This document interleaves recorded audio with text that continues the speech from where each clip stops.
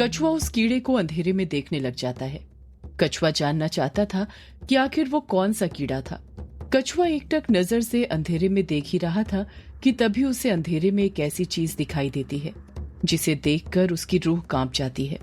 उसे ऐसा लगता है जैसे उसने अंधेरे में अपनी मौत देख ली हो। कछुए को अंधेरे में दो पीली चमचमाती हुई आंखें नजर आ रही थी। उन पीली दो आंखों के अंदर पानी की बूंद के आकार में एकदम रक्त की तरह लाल पुतली थी। वो आंखें गुस्से के साथ कछुए को ही घूरे जा रही थी। कछुए का शरीर उस पीली आंखों को देखकर ठंडा पड़ने लग गया था। कछुए की बिल्कुल समझ नहीं आ रहा था कि अंधेरे में जो चीज थी वो आखिर थी क्या। उसने ऐसी आंखें आज से पहले कभी नहीं देखी थी। कछुए ने अभी भी अपने हाथ अपनी जेब में डालकर रखा हुआ था। कछुआ जैसे तैसे करके अपने आप को संभालता है और अपनी जेब से कुछ बाहर निकालने लग जाता है। कछुआ अपनी जेब से हाथ बाहर निकाल ही रहा था कि तभी वो देखता है कि अंधेरे में जो पीली आंखें उसे दिखाई दे रही थी, उनकी दोनों लाल पुतली में मूवमेंट होने लग जाता है। वो सीधी लाइन में लेफ्ट राइट घूम रही थी, जैसे कछुए को इशारा कर रही हो कि उसकी जेब में जो भी हो उसे वो अपनी जेब से बाहर ना निकाले। कछुए का हाथ जहां पर था वहीं पर थम जाता है। उसी वक्त वो आंखें वर्चस्विनी की तरफ देखने लग जाती हैं। जब कछुआ अपनी तिरछी नजर वर्चस्विनी की तरफ करता है तो देखता है कि वो काला रुमाल वापस से सफेद होने लग जाता है, जैसे वो छाया वापस से वर्चस्विनी के माथे में जा रही हो। देखते ही देखते वो रुमाल काले से सफेद हो जाता है। अगले ही पल वो रुमाल और नींबू हवा में उड़ने लग जाता है और वर्चस्विनी के पीछे जो खिड़की थी एक झटके के साथ उससे बाहर फेंका जाता है। ये सब देखकर कछुए की आंखें फटी की फटी रह गई थी। एक पल के लिए वो भूल गया था कि वो सौदाया था। वो समझ गया था कि कमरे के अंदर कोई सी ऐसी शक्ति मौजूद है जिसके सामने उसके सौदाई की शक्ति भी टिक नहीं सकती। डर एक ऐसी चीज है जो अच्छे अच्छों को पसीने छुटा देती है, और वही हाल इस वक्त कछुए का था। वो पूरी तरह पसीने से भीग गया था। कछुआ चालाकी दिखाता है और जेब के अंदर से ही मोबाइल पर बी बनाता है और उसकी फ्लैश लाइट चालू हो जाती है। जैसे ही कछुए की जेब में से फ्लैश लाइट निकलकर अंधेरे में पड़ती है और हल्की सी रोशनी होती है, तो वो देखता है कि अंधेरे में एक काला साया खड़ा हुआ था जिसका शरीर धुएं से बना हुआ था, जो किसी बलवान की तरह था। उस काले साये को देखकर कछुए की आंखें फटी की फटी रह गई थी। अगले ही पल वो काला साया वहां से गायब हो जाता है। उस काले साये के जाने के बाद भी उसकी दो पीली आंखें कछुए की आंखों के सामने थी। कछुआ बहुत घबरा गया था और जैसे जैसे वो कमरे के अंदर वक्त बिताते जा रहा था उसकी ये घबराहट और बढ़ते जा रही थी। कछुआ बिना वक्त गंवाए वहां से भागने लग जाता है और भागते भागते ही शालिनी से अंधेरे में टकरा जाता है। जैसे ही वो शालिनी से टकराता है अतीत की यादों में से बाहर आ जाता है। इस वक्त कछुआ मंत्रमुग्ध होकर बिस्तर पर ही बैठा हुआ था और बाकी सब वर्चस्विनी और तारा को छोड़कर उसके आसपास ही कुछ खड़े तो कुछ बैठे हुए थे। हर कोई उसे आवाज लगा रहा था, पर वो अपनी अतीत की यादों में ही डूबा हुआ था। किसी की बात का कुछ जवाब नहीं दे रहा था। कायर तो कछुए को देखकर दंग रह गया था। उसे समझ नहीं आ रहा था कि कछुए को हुआ क्या था। शालिनी फिर कछुए से पूछती है, कछुआ बताओ ना, तुमने वर्चस्विनी के रूप में क्या देखा था? अभिमन्यु कछुए को अपने दोनों हाथों से पकड़कर हिलाते हुए कहता है, अबे कछुए कहाँ खो गया?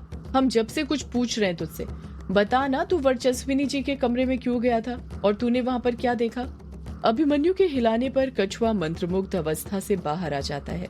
कछुआ डरते हुए कहता है, मैंने वर्चू के कमरे के अंदर काले साये को देखा। जैसे ही कछुआ ये बात बोलता है कमरे के अंदर जितने भी लोग मौजूद थे सब शॉक्ड रह जाते हैं। सबके चेहरे के एक्सप्रेशन बदल गए थे। हर कोई हैरान परेशान था। शालिनी मन ही मन सोचती है, मतलब कल रात कछुए का सामना काले साये से हुआ था, तभी कछुआ इतना घबराया और डरा हुआ था। पर वो कछुए के सामने क्यों आया? वो तो किसी के सामने नहीं आता। अपना शिकार छुपकर करता है। आखिर उसे अपनी असली पहचान जो छुपानी है। अभिमन्यु कछुए को घूरते हुए कहता है, काले साये को मतलब कल रात तूने यक्षिणी को देखा उसके नए रूप में? कछुआ अभिमन्यु की बात को नकारते हुए कहता है, नहीं अभिमन्यु, वो यक्षिणी नहीं थी, काला साया था। वो कोई और ही शक्ति थी। वो क्या चीज है ये मुझे भी नहीं पता, पर उसकी आंखें इतनी भयंकर थी कि मैं बता नहीं सकता। उसकी आंखों में इंसान को अपनी मौत नजर आती है, मौत। शालिनी और डायना दोनों ही बड़ी खामोशी के साथ कछुए की बातें सुन रही थी, जैसे उन्हें कछुए की सारी बातों पर यकीन हो। अभिमन्यु कुछ रिएक्ट करता उससे पहले ही कायर बीच में हड़बड़ाहट के साथ बोल पड़ता है। देखा, मैं नहीं कहता था इस ग्रेवयार्ड कोठी में यक्षिणी के अलावा भी कोई काला साया है, पर तुम ही लोग यकीन नहीं करते थे। अब तो हुआ ना यकीन।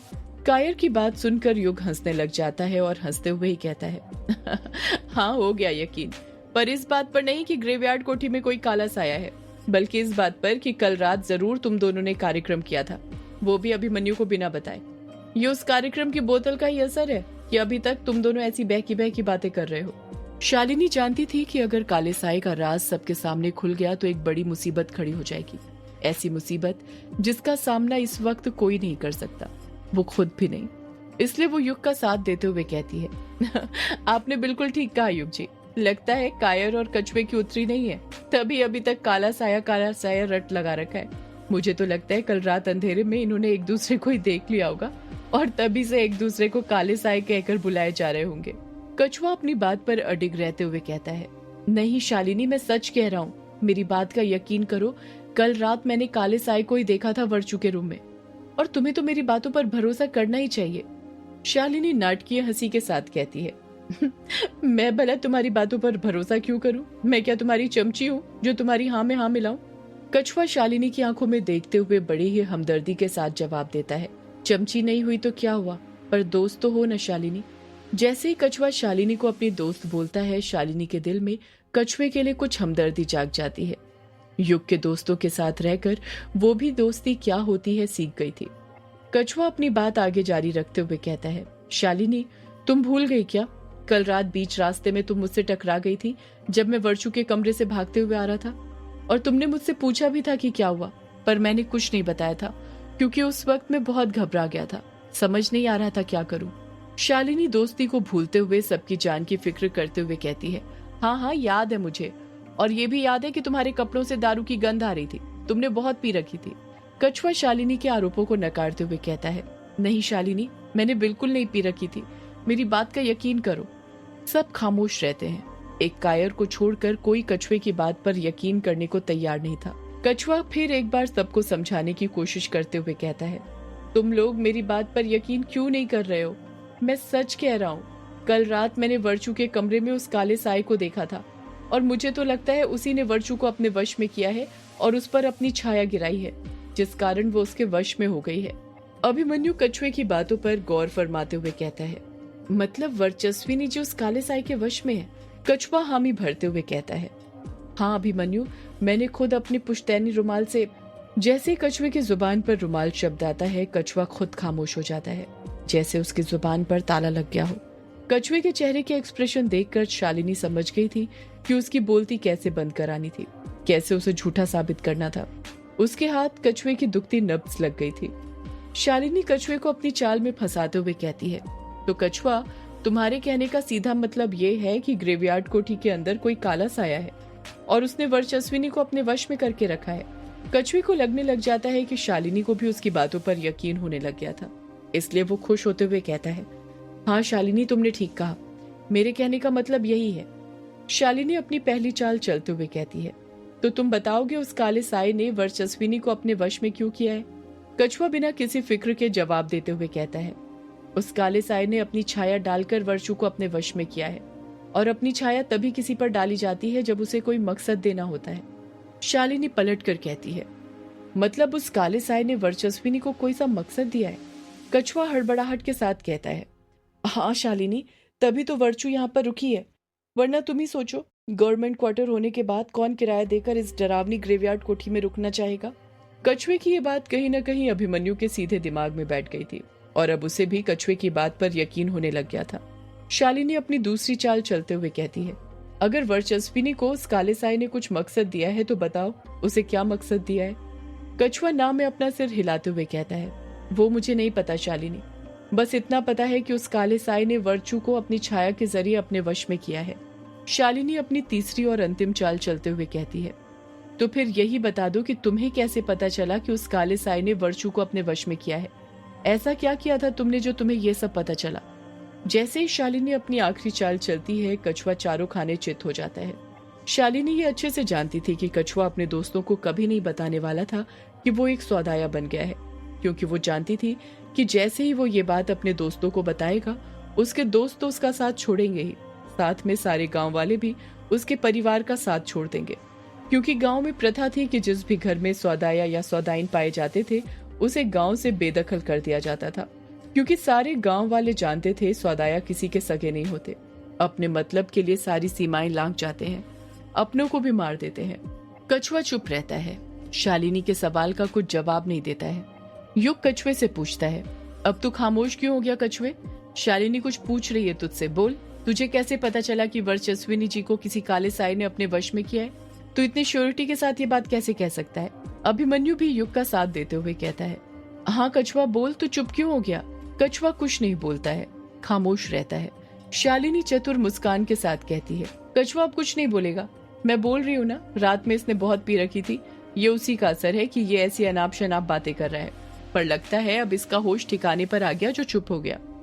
शालिनी इसके आगे कुछ कहती तभी कछुए के दिमाग में वर्चस्विनी के माथे का निशान आता है और वो हड़बड़ाहट के साथ कहता है, वो निशान, माथे का निशान।